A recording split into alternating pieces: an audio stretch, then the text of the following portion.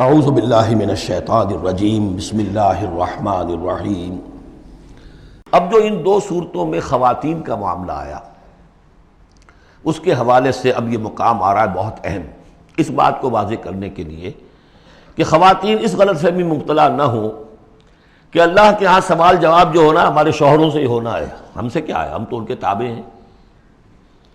ہر عورت ایک مکمل انسان ہے، فل ہیومن بینگ، اور جہاں تک اس کی ایک آنر کا تعلق ہے، dignity and honour, human dignity, وہ بالکل مساوات طور پر شیئر کرتی ہے، اخلاقی طور پر مساوات ہے بالکل، اور ہر ذمہ دار ہے اپنے فرائض کی، عورت بھی جیسے کہ مرد ہے۔ اس کا اپنا ایمان ہوگا، عمل صالح ہوگا تو اللہ کے ہاں بیڑا پار ہوگا، اپنا ایمان اور عمل صالح نہیں ہے تو شوہر بڑے سے بڑا ہو وہ بچا نہیں سکے گا۔ یہ حقیقت کو واضح کرنے کے لیے تین خواتین بلکہ چار خواتین کی مثال یہاں آئی ہے۔ ضرب اللہ مثلا للذین کفروا امرأۃ نوح وامرأۃ لوط، اللہ تعالیٰ نے مثال بیان کی ہے کافروں کے لیے نوح کی بیوی اور لوط کی بیوی کی۔ کانتا تحت عبدین من عبادنا صالحین، وہ دونوں تھیں ہمارے دو بہت صالح بندوں کے تحت، ان کے نکاح میں تھیں۔ فخانتاہما، تو انہوں نے ان سے خیانت کی۔ فلم یغنیا عنہما من اللہ شیئا، تو نہ بچا سکا انہیں ان کا شوہر، ان کے دونوں شوہر جو ہیں نہ بچا سکے اپنی دونوں بیویوں کو کچھ بھی۔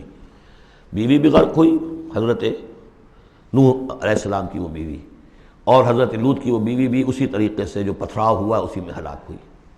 تو نہ یہاں وہ بچا سکے شوہر، وقیل ادخلوا النار مع الداخلین، اور کہہ دیا جائے گا داخل ہو جاؤ جہنم میں داخل ہونے والوں کے ساتھ، کوئی شوہر تمہیں نہیں بچا سکتا، چاہے وہ نوح اور لوط ہوں۔ لوط تو خیر اولو العزم من الرسل میں ان کا شمار عام طور پر نہیں ہوتا، حضرت لوط تو بہت اولو العزم، 950 برس جنہوں نے دعوت دی ہے۔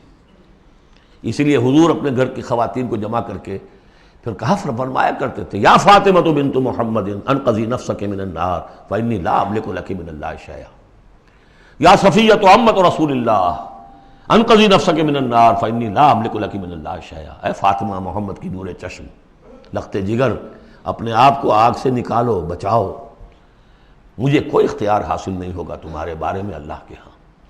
اے صفیہ، اللہ کے رسول کی پھوپھی، اپنے آپ کو آگ سے بچاؤ، اس لیے کہ مجھے کوئی اختیار حاصل نہیں ہوگا۔ ضرب اللہ مثلا للذین کفروا امرأۃ نوح وامرأۃ لوط کانتا تحت عبدین من عبادنا صالحین فخانتاہما فلم یغنیا عنہما من اللہ شیئا وقیل ادخلوا النار مع الداخلین۔ یہ میں بیان کر چکا ہوں ایک دفعہ پہلے بھی کہ اہل تشیع کا خیال یہ ہے کہ یہ زانیہ تھیں دونوں بیویاں۔ اہل سنت اس کو تسلیم نہیں کرتے۔ خیانت صرف اسی معاملے میں نہیں ہوتی، خیانت رازداری میں سب سے بڑی خیانت ہے، کہ جو راز ہوتے تھے یہ وہ اپنے دشمن، جو حضور انبیاء کے رسولوں کے دشمن تھے، اپنی قوم کے لوگوں کو ان کے راز پہنچا دیتی تھی، یہ خیانت تھی۔ اس لیے کہ سورہ نساء میں جو آیا ہے فالصالحات قانتات حافظات للغیب، غیب کے اندر حفاظت کرنا پوری۔ ظاہر بات ہے کہ بیوی سے زیادہ بڑھ کر تو کوئی نہیں ہوتا کہ جو شوہر کی باتوں سے واقف ہو، تو یہ خیانت ہے اہل سنت کے نزدیک ہو۔ لیکن بہرحال نتیجہ یہی ہے کہ وہ پھر جہنمی ہے، اور صرف نبی کی بیوی ہونے کے ناطے سے انہیں چھٹکارا نہیں مل جائے گا۔ وضرب اللہ مثلا للذین آمنوا امرأۃ فرعون، اور اہل ایمان خواتین کے لیے اللہ تعالیٰ نے مثال بیان کی ہے فرعون کی بیوی کی، آسیہ ان کا نام تھا۔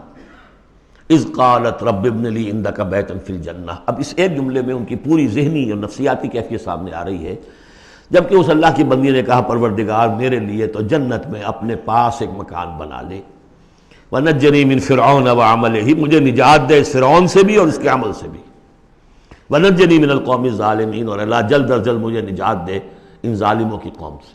یعنی موت کی آرزو کر رہی ہیں، محل میں عیش و آرام ہر طرح کا حاصل ہوگا، کیا نہیں ہوگا، لیکن اللہ کے ساتھ ایمان کا معاملہ یہ ہے، اور شوہر کا جو بھی خدائی کا دعویٰ کر کے بیٹھا ہوا ہے، کیا اس نے کفر کا اور اس کا معاملہ ہے، تو ان کے اندر بیزاری کتنی ہے اپنے اس شوہر سے۔ تو گویا کہ دو انتہائی مثالیں آ گئیں، بہترین شوہروں کے ہاں بدترین انجام والی بیویاں، اور بدترین شوہر کے ہاں بہترین انجام والی بیوی جس کا کہ ذکر ہو رہا ہے۔ اور سب سے اونچی جو خواتین ہوں گی حضرت مریم، حضرت آسیہ، حضرت خدیجہ، حضرت عائشہ، حضرت فاطمہ، یہ یوں سمجھیے چوٹی کی خواتین ہوں گی قیامت میں۔ تو اس حوالے سے یہ جو آسیہ ہیں یہ بھی انہی میں۔ وَمَرْيَمَ ابْنَتَ عِمْرَانَ الَّتِي أَحْصَنَتْ فَرْجَهَا، تیسری مثال دی ہے، عورت خود بھی نیک ہو اور اسے نیک تربیت مل جائے، نیک ماحول مل جائے۔ وَكَفَّلَهَا زَكَرِيَّا، حضرت زکریا جو ہیں انہوں نے ان کی کفالت کی، ان کی پرورش کی، ان کو اپنے پاس رکھا، تربیت کی، ایک نبی کی آغوش تربیت میں پلی ہیں، لہذا وہ نور علی نور ہے۔ وَمَرْيَمَ ابْنَتَ عِمْرَانَ الَّتِي أَحْصَنَتْ فَرْجَهَا فَنَفَخْنَا فِيهِ مِن رُوحِنَا، تو ہم نے پھونک ماری اس میں اپنے روح کی۔ وَصَدَّقَتْ بِكَلِمَاتِ رَبِّهَا، اور اس نے تصدیق کی اپنے رب کی تمام باتوں کی، جو بھی وحی کے ذریعے سے فرشتے بتاتے رہے کہ اے مریم تجھے اللہ نے چن لیا ہے، اور اے مریم تمہارے لیے اللہ کا فیصلہ یہ ہے کہ تیرے ہاں بیٹا ہوگا، یہ ساری باتیں انہوں نے مانی تسلیم کی۔ صدقت بکلمات ربها وکتبہ، اور جو اس کی کتابیں تھیں، ظاہر بات ہے کہ تورات ان کے پاس موجود تھی، زبور ان کے پاس موجود تھی، انبیاء کے اور صحیفے ان کے پاس موجود تھے۔ یہ تو صرف 1900 سال پر پہلے کی بات ہے جو ہم کر رہے ہیں اس وقت۔ All the prophets of the old testament, ان کے تمام صحیفے، پوری اولڈ ٹیسٹمنٹ موجود تھی۔ وکتبہ، اس کی تمام کتابوں کی انہوں نے تصدیق کی۔ وکانت من القانتین، اور وہ تو بہت ہی فرما بردار بندیوں میں سے تھیں۔ تو تین چیزیں تو آ گئی، چوتھی کسر رہ گئی کہ نہیں رہ گئی؟ آپ نے کچھ سوچا یا نہیں؟ بہترین شوہر کے ہاں بدترین بیوی، بدترین شوہر کے ہاں بہترین اور خاتون، ایک خاتون نور علی نور، خود بھی نیک ماحول بھی نیک۔ چوتھی کون سی بات رہ گئی؟ خود بھی بدتینت اور شوہر اس سے بڑھ کر، بلکہ یہ کہنا مشکل ہو جائے کہ شوہر زیادہ بدتینت ہے یا وہ خود زیادہ بدتینت ہے۔ اس کی مثال معلوم ہے کہاں ہے؟ تبت یدا ابی لہب وتب ما اغنی عنہ مالہ وما کسب سیصلی نارا ذات لہب وامرأتہ حمالۃ الحطب فی جیدہا حبل من مسد۔ یہ پھر جب وہاں پہنچیں گے پڑھیں گے، شوہر بھی بدتینت، بیوی بھی بدتینت، ظلمات بعضها فوق بعض۔ اللہ کے فضل و کرم سے سورہ تحریم ختم ہوئی۔ صدق اللہ العظیم۔